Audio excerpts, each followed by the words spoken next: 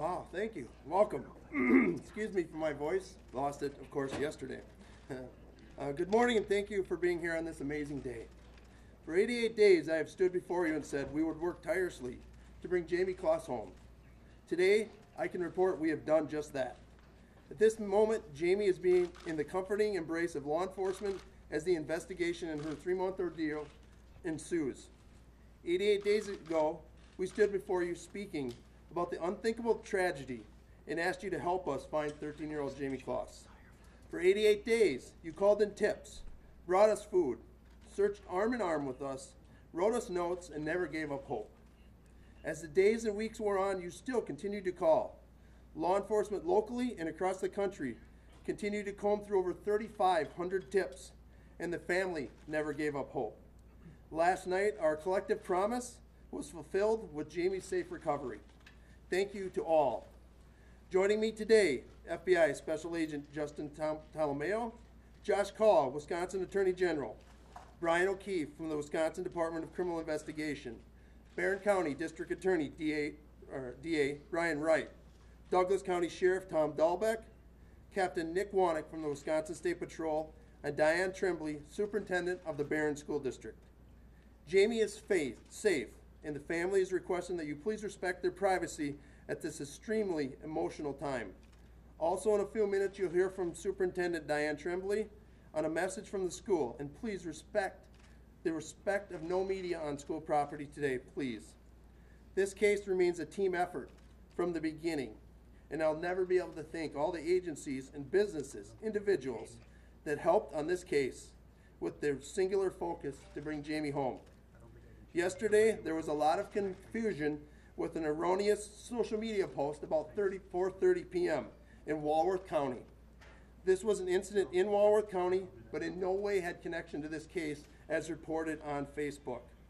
Shortly after I posted that Jayme was not involved in the Walworth County incident, my detectives were alerted a 911 call was being given out in Douglas County, responding to a person claiming they had found Jayme. I'm now going to bring up Sheriff Tom Dahlbeck, the Douglas County Sheriff, and he'll address this part of the incident. Thanks, Chris. My agency received a 911 call about 4:30 yesterday afternoon from the individual who was out walking her dog. Said she was approached by a young female claiming to be Jayme Kloss.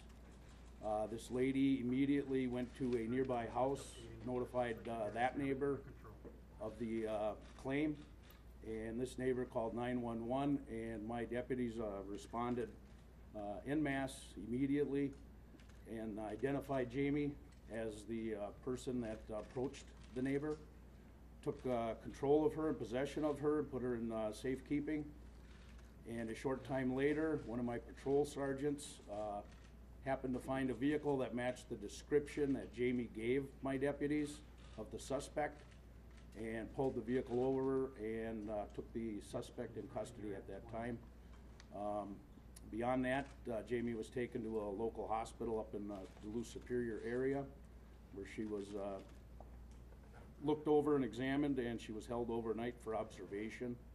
And the suspect was interviewed and subsequently brought back down here to Barron County.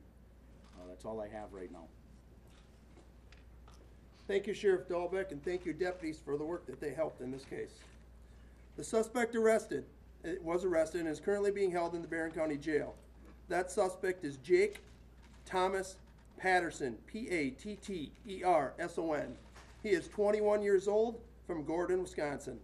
He is currently being held on 2 counts of first-degree intentional homicide for the murder of Jayme's parents and 1 count of kidnapping.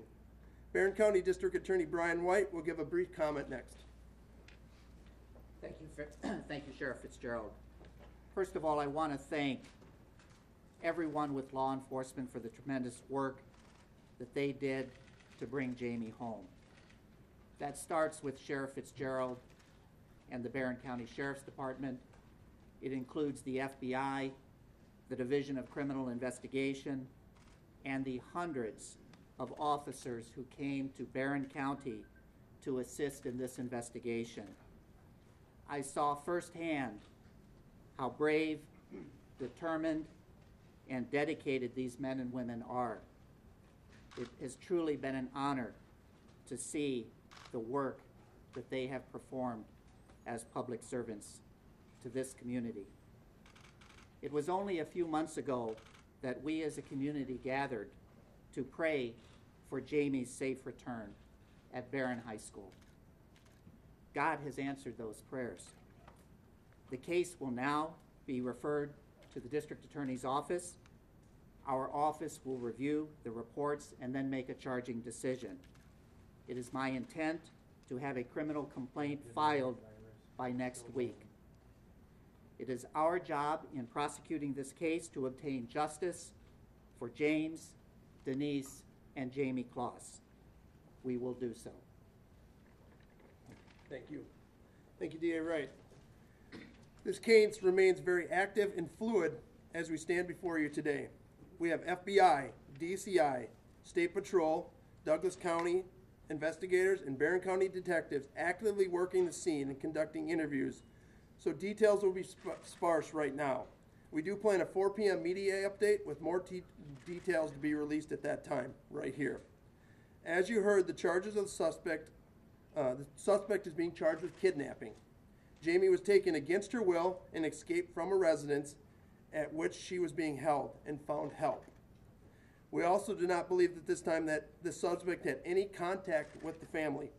We do believe Jayme was the only target.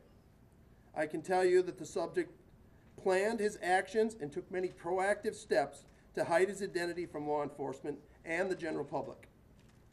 Next, I want to invite some of our partners to make a few comments. Again, these agencies step